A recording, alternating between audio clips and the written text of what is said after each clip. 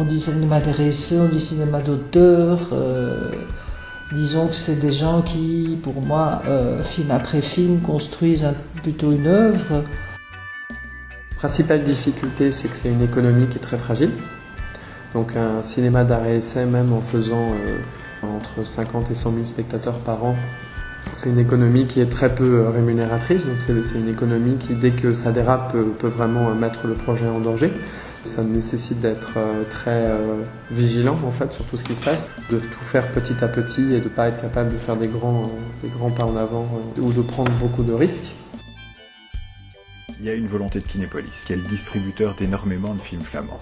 Kinépolis trouve visiblement dans sa politique que de sortir un film, s'il fait 200 000 entrées du côté flamand, devoir faire l'effort de le sortir du côté francophone pour faire 3 000 entrées en plus, ça vaut pas la peine.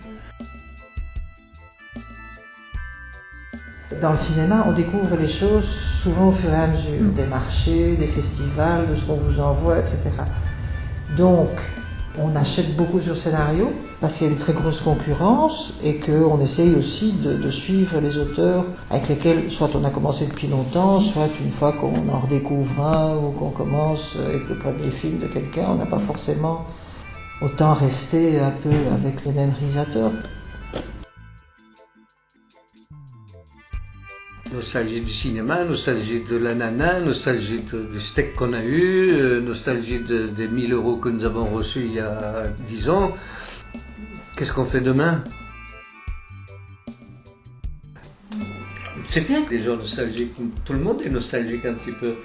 Mais si je veux être réaliste, moi je ne vais pas vous dire je pleure encore le premier Styx que j'ai construit de mes mains, où il y avait des gens qui venaient, que je projetais moi-même. Non, c'est ok, j'ai fait ça. On dit ce qui n'avance recule, et ce qui recule, les trébuchets, il tombe.